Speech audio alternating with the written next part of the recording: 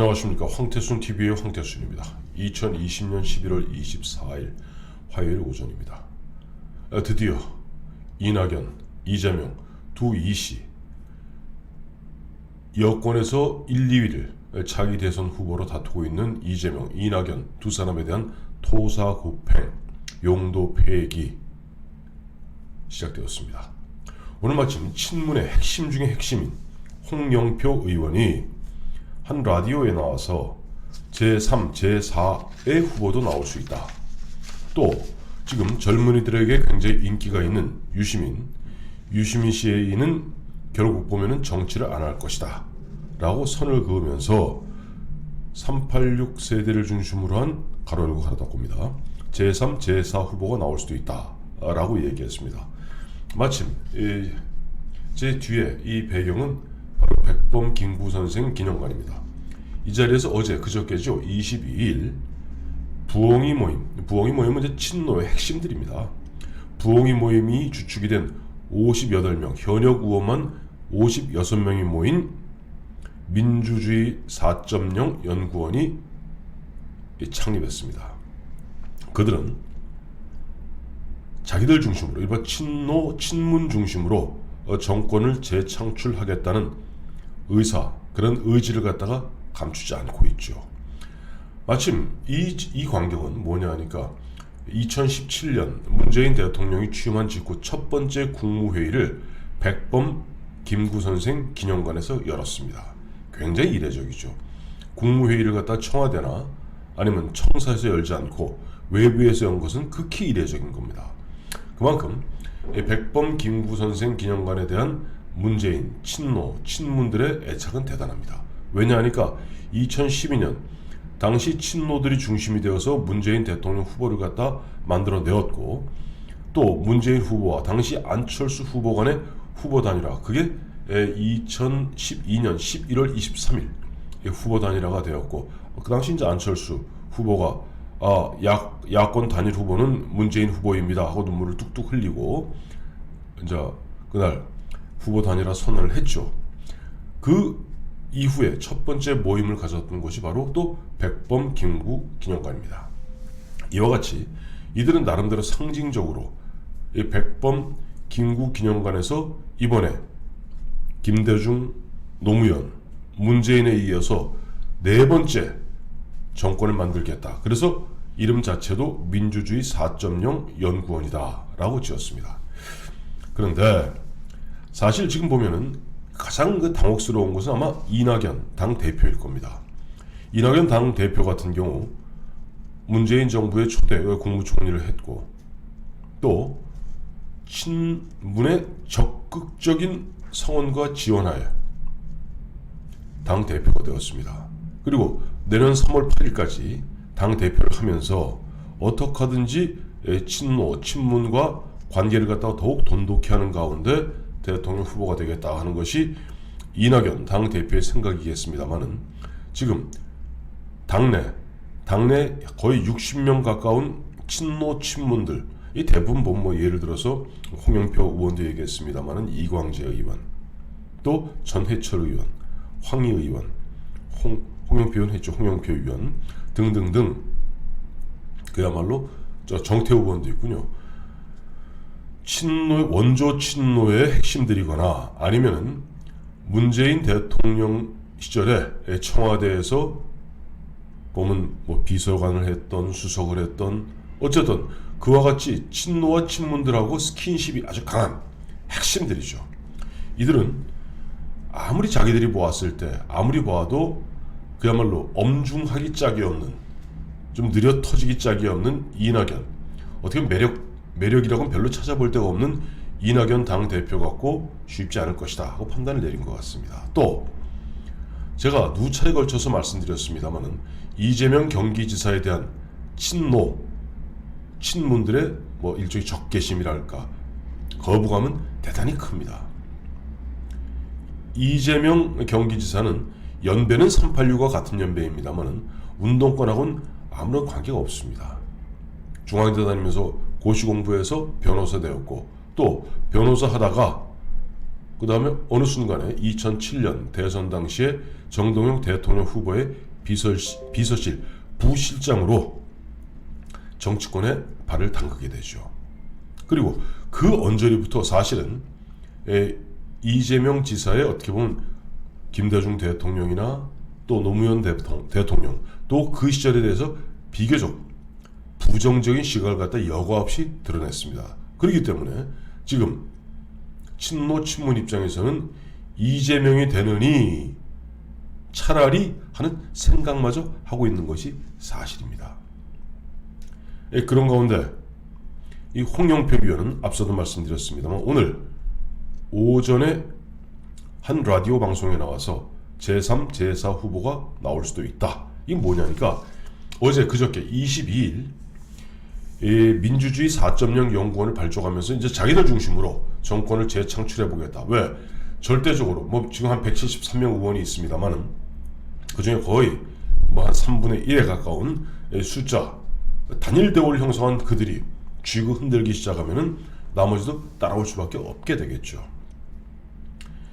그래서 자기들 중심으로 자기들이 또 마침 여기 이번에 민주주의 4.0 연구원에는 참여를 하지 않았으나 386 운동권 등 운동권 즉 50대 언저리에 있는 사람들과 손을 잡고 그들 이제 50대 중에서 대통령 후보를 만들어내겠다 하는 의지를 갖다가 보인 겁니다.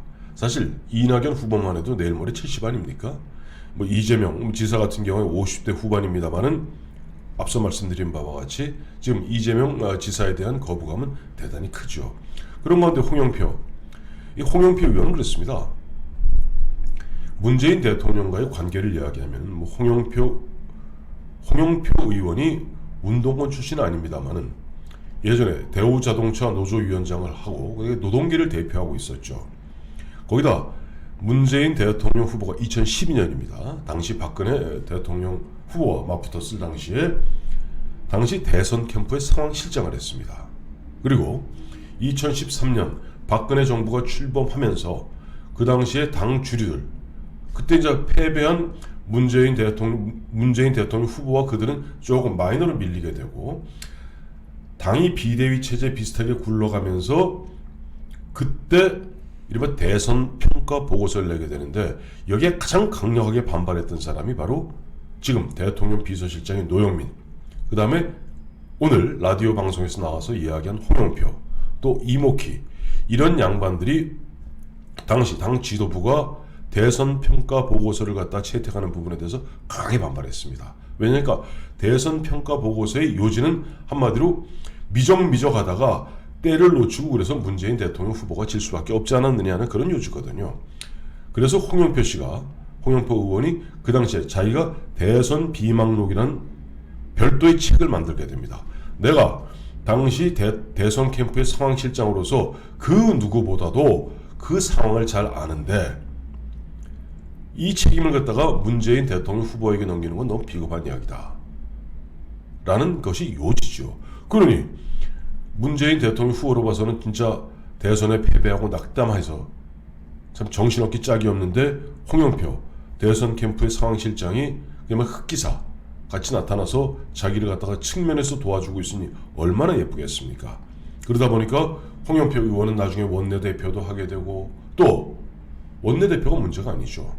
그 이후에 현재 보면은 여러 이 친문의 여러 모임에서 늘 사실상 그걸 리드해 나가고 있는 주도적 입장에 서게 된 것이죠. 물론 이번에 발족하게 된 민주주의 4.0 연구원의 이사장은 도종환 전 장관, 도종환 의원입니다만은 실제 이것을 갖다 끌고 있는 사람은 홍영표 씨나 전해철 씨, 황희 씨, 또 정태호 씨 이런 친문의 성골 중의 성골들이 끌어나가고 있는 겁니다. 자, 그렇다면 지금 이와 같이 그러니까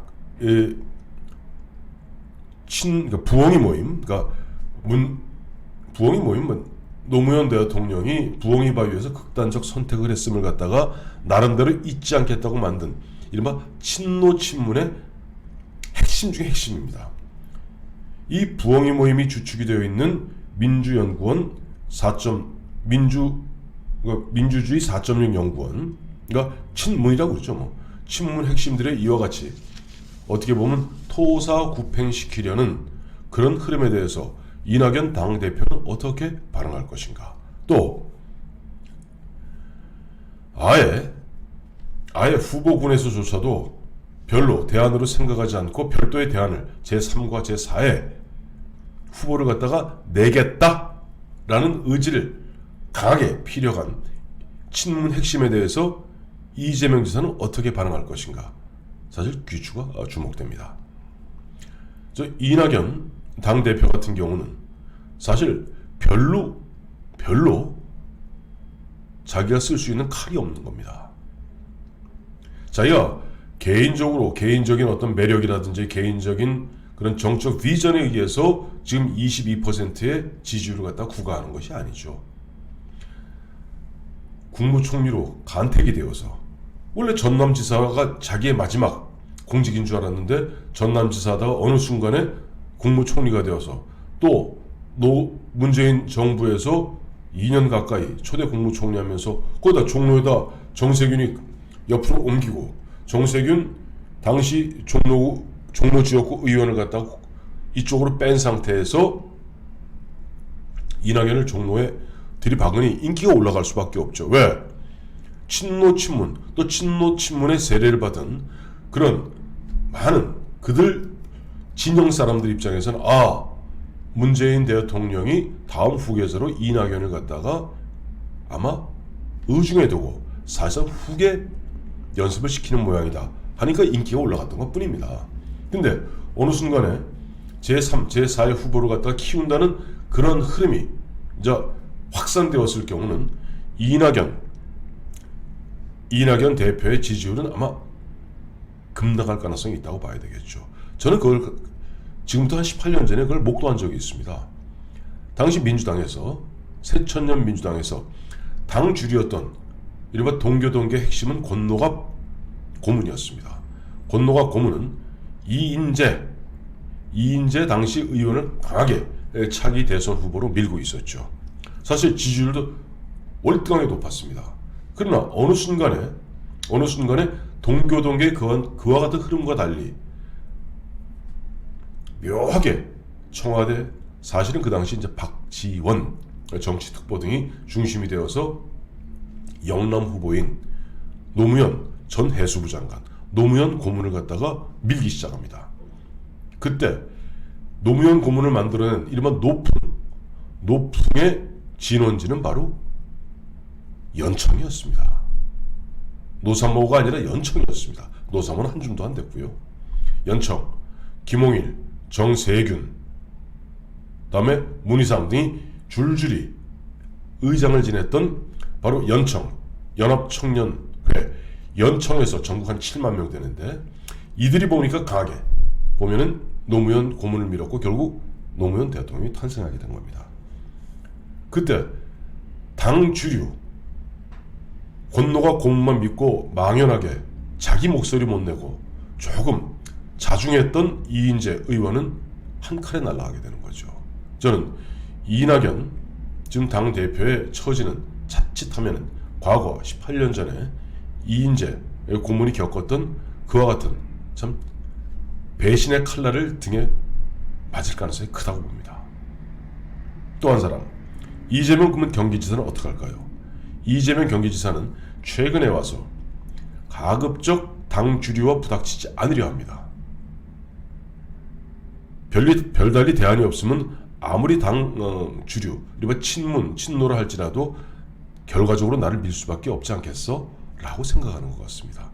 그런데 이와 같이 22일 날 민주주의 4.0 연구원을 갖다 발족하면서 이미 자기들 중 친노 친문 중심으로 대통령 후보를 만들겠다는 의지를 가감없이 드러내고 있고 있고 그 대표역인 홍영표 의원은 라디오 방송에 나와서 제3, 제4 후보 내겠다, 나올 수도 있다라고 표현했습니다만 내겠다는 겁니다. 즉 이재명도 아니고 이낙연도 아닌 우리 제3의 인물을 갖다 우리가 만들어내겠다라는 의지를 표명했을 경우 이재명, 그래도 그쪽 진영에서는 국민적 지지도가 가장 높은 이재명 경기지사는 아마 격렬하게 저항하면서 당 친노 친문과 각을 세우면서 또 싸울 가능성이 크다고 보죠. 어떻게 보면은 이와 같은 상황이 자유우파, 보수우파에게는 참 절호의 기회가 될 수도 아니면 절망의 기회가 될 수도 있다